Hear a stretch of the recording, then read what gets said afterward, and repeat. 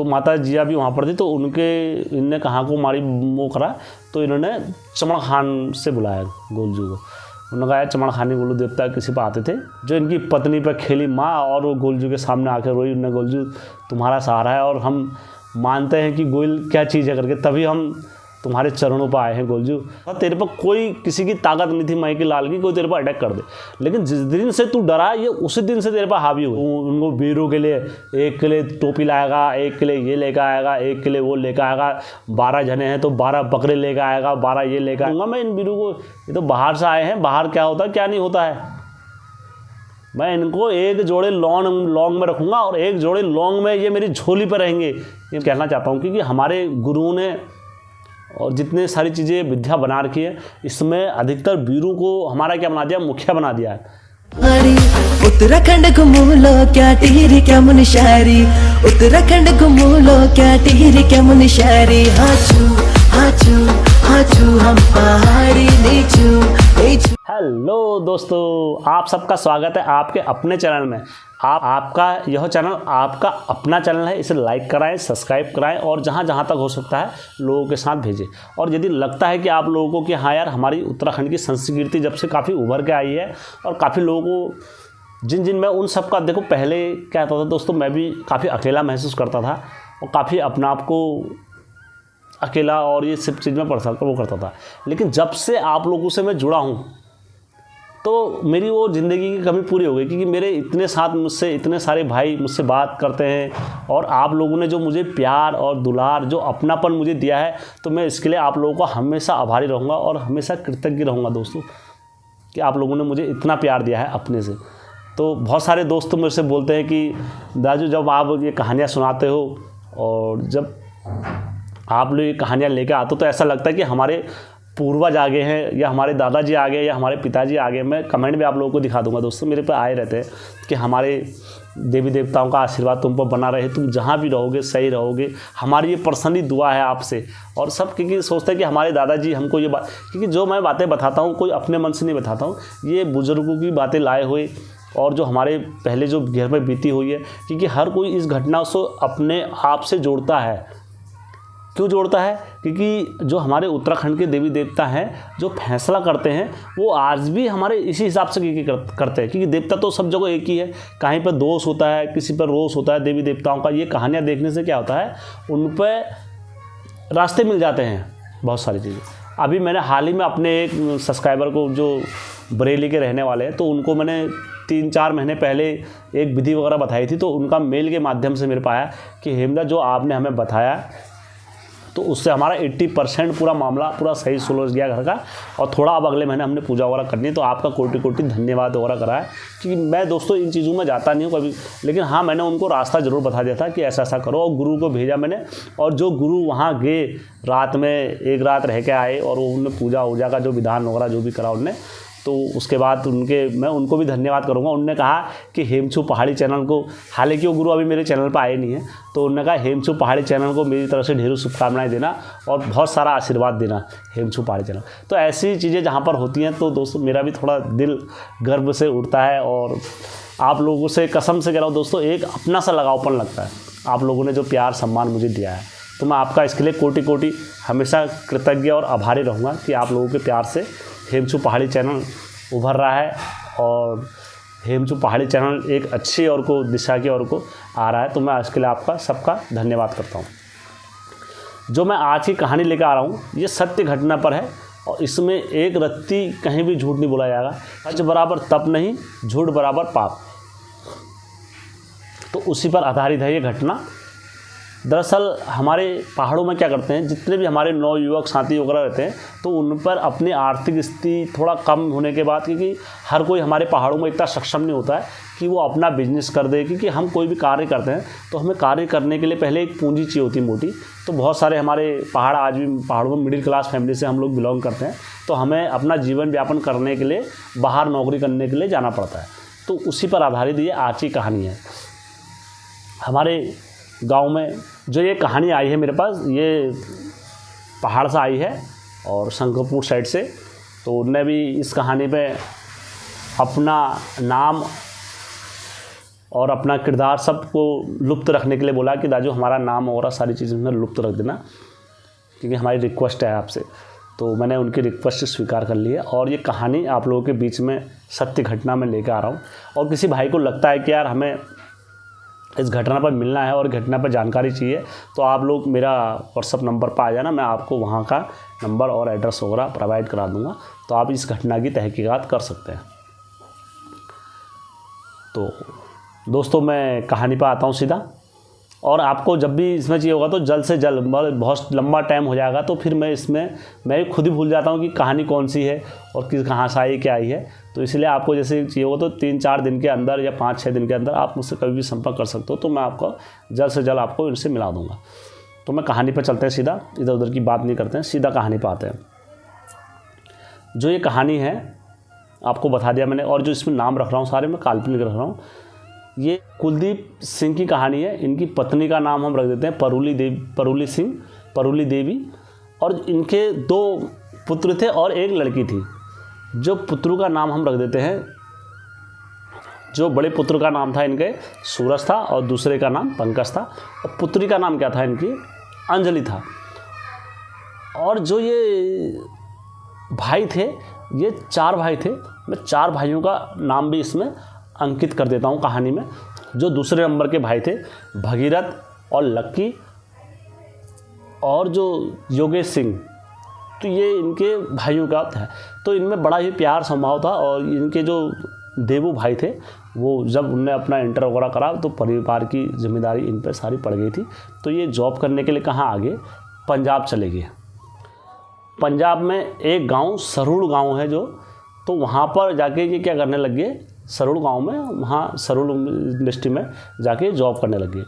अब ये जब जॉब करते थे उस टाइम पर वहाँ पर खाना पीना अपना करते थे। तो बाहर क्या होता था, एक जगह क्या था, शमशान घाट था, क्योंकि शमशान घाट था। तो ये जब भी उधर से आते थे तो शमशान घाट पर क्या करते थे, वो फ्रेश व्रेश होने उधर ही चले जाते थे। आके झाड़ियाँ हाड़ियाँ थी तो इधर जाके फ्रेश होकर आए थे। तो कभी कहाँ ये लैटरिन वहाँ करा करते थे जो देवू सिंह हो गए। तो ऐसे करते करते एक समय बीत गया, ये अब याद है। तो एक दिन क्या हुआ, वहाँ पर ये जा रहे थे तो एक व्यक्ति ने इनसे पूछा, तो ये यहाँ कहाँ जा रहा है? उन्होंने कहा मैं फ्रेश होकर आ रहा हूँ, इधर जाता हूँ। उन्होंने तुझे पता नहीं इधर कहाँ जाता है तू? उन्हें तुझे इधर पता नहीं, इधर तो यहाँ घाट है, शमशान घाट है, और क्या नाम कहते हैं, यहाँ मत जा तू, इधर तो ये मोमडनों के मज़ार वगैरह जितने होते हैं, मस्जिद वगैरह होती है, तो इधर मत जा। इन्होंने कहा इसको क्या हो गया, इसको उस दिन क्या हो गया, जब ये गया तो इसको क्या लग गई, वहाँ पर झस करके घबरा गया और डर लग गई। न कर रहे यार मैं यहाँ जाता हूँ हकने के लिए, यहाँ तो इतने वो है मोमडनों का ये रहता है वो रहता है। तो ये इसको क्या लग गई, बाद में डर लग गई। जो इसको डर लगी उस दिन, तो इस पर क्या हो गया, फिर वहाँ से वो जब भी उधर से आता था ये डर जाता था। तो जितनों के वहाँ पर इसने मतलब फ्रेश हुआ था, जितनों उतने ही क्या हो गए इसके पीछे आ गए सब, और ये रात में उनको देखने लग जाता था। तो ये वहाँ से छोड़ के इन्होंने कहा यहाँ तो मेरे को सब मार देंगे, ये कर देंगे। तो इसने क्या करा, वहाँ से नौकरी वोकरी छोड़ी देवू सिंह ने। तो ये कहाँ आ गए, अपने पहाड़ को आ गए। जब पहाड़ को आ गए, वहाँ पर पहाड़ में आने के बाद इन्होंने अपना रहे, वहाँ पर रहने के बाद इन्हें बबूती। तो वहाँ पर क्या करते थे, एक वृद्ध आदमी थे, जो वृद्ध आदमी थे वो उन पर क्या आते थे, शैमजू आते थे। तो शैमजू ने इनको चुट्टी लगाई। इन्होंने कहा तेरे साथ तो मैं इतने ये देख रहा हूँ, ये सब वीर आर्क हैं, और ये मतलब ये टोपी वाले देख रहा हूँ, ये सलाम करके आ रहे हैं मेरे पास। तो इनने अब वो मामू हुए यार, शैमजू हुए, अड़गा मामू, मड़गा मामू, जगत का मामू, 36 चौराल 32 फनी के मामू वही हुए, सबके मामू वही हुए, शकुनी श्याम राजा। तो इन्होंने उसको बबूती लगाई। बबूती लगाने का उन्होंने कहा 1 साल का मैं करार रख रहा हूँ, 1 साल तक तेरे पर हली हल चलनी होगी, 1 साल बाद अगर तू सही हो जाएगा तो इनकी पूजा का मैं विधि विधान मुझसे पूछ लेना। तो टटकन हो गया लड़का, कहीं पर कुछ नहीं रहा। तो उसके बाद इसका रोज दोस्त सब कट गया। तो उसके बाद क्या हुआ, 1 साल के बाद जब इसका बबूती का करार रखा था, तो 1 साल बाद ये भूल गया।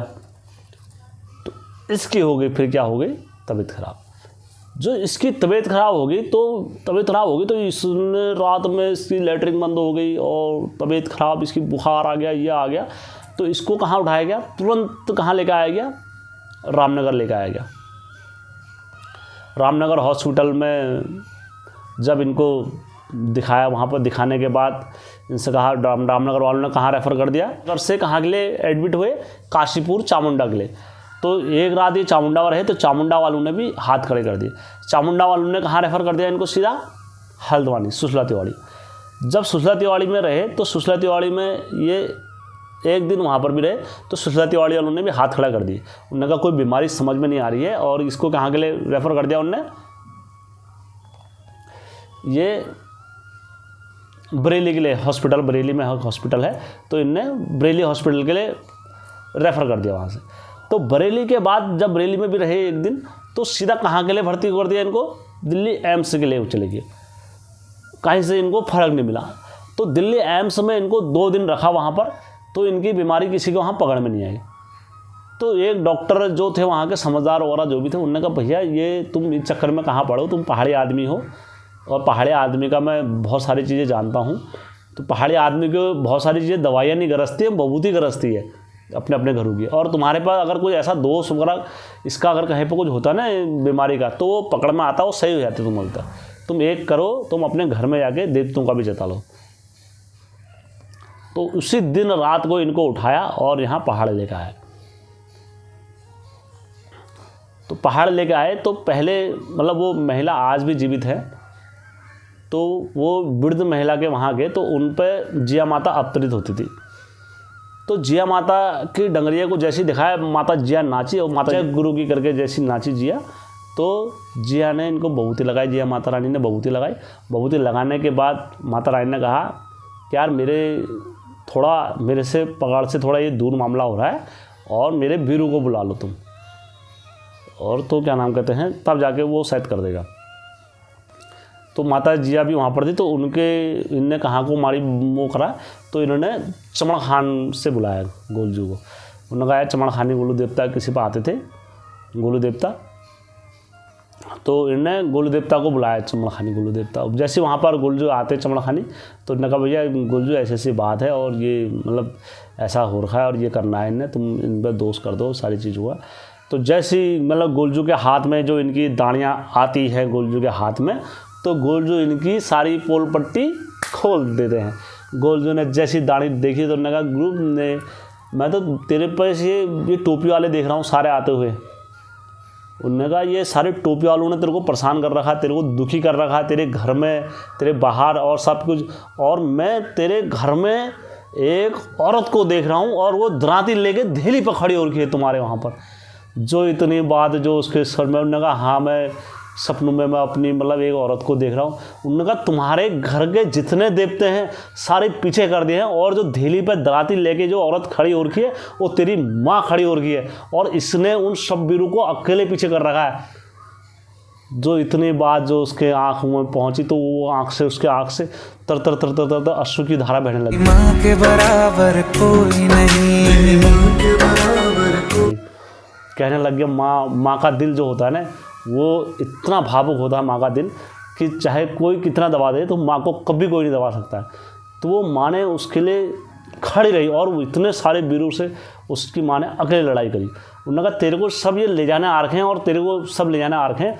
तेरी माँ ने द्रांति पकड़ के वो सारी चीज़ें रोक रखी है वहाँ पर।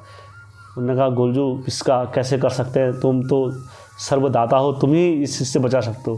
उन्होंने कहा यार तेरा गोयल किसी से पीछे थोड़ा हटा है, अभी देखना सब आएंगे तेरे, और जितने देवता हैं ये सब जाएंगे, जो भी आ रखे हैं ये सब जाएंगे पीछे को। तो सबसे पहले जो उसकी माँ थी, और उसकी माँ की बंदी खोल दी तुरंत। जो वीर होते हैं, वीर ये मतलब जो भी आते हैं वहाँ से, तो ये क्या नाम कहते हैं, तंत्र मंत्र के दाता होते हैं, क्योंकि जितने भी इनकी विद्या चलती है, बमडोनी की भी विद्या चलती है, तो उनने क्या करते हैं ये विद्या चला दी थी यहाँ को। जो विद्या गोलजू ने मारा फूका, तो इनकी माँ क्या हो गई, इनकी पत्नी पर खेल गई। जो इनकी पत्नी पर खेली माँ, और वो गोलजू के सामने आकर रोई। उन्होंने गोलजू तुम्हारा सहारा है, और हम मानते हैं कि गोयल क्या चीज़ है करके, तभी हम तुम्हारे चरणों पर आए हैं गोलजू, और इसको रक्षा करो गोलजू। और तुमने बहुत सारी चीज़ों में रक्षा करी हमारी, और आज भी तुम रक्षा करोगे गोलजू, हमें इतना विश्वास है तुम्हारे पर। तब जाके गोलजू ने कहा ठीक है हम करते हैं। तो गोलजू ने भभूति लगाई और बोलजू ने कहा कि जब तू वहाँ था पंजाब में, जब था तो वहाँ जाता था, बाहर होने जाता था, तो तूने वहाँ करा, तो तूने करा तो ठीक था, लेकिन तू डरा क्यों फिर करने के बाद? जब तूने, जिस दिन तक तू नहीं डरा था, तेरे पर कोई किसी की ताकत नहीं थी माई के लाल की, कोई तेरे पर अटैक कर दे, लेकिन जिस दिन से तू डरा ये उसी दिन से तेरे पर हावी हुए। उन्होंने कहा हाँ गोलजू बात सही कह रहे हो। उन्होंने कहा जिस दिन से तू डरा ये सब तेरे पीछे आ गए, फिर अब जब तेरे पीछे आ रखे तो तुमने तेरा जीना हराम कर रखा है। उन्होंने कहा गोलजू आप कैसे इसका बचा? तो गोलजू ने फिर इनको बताया।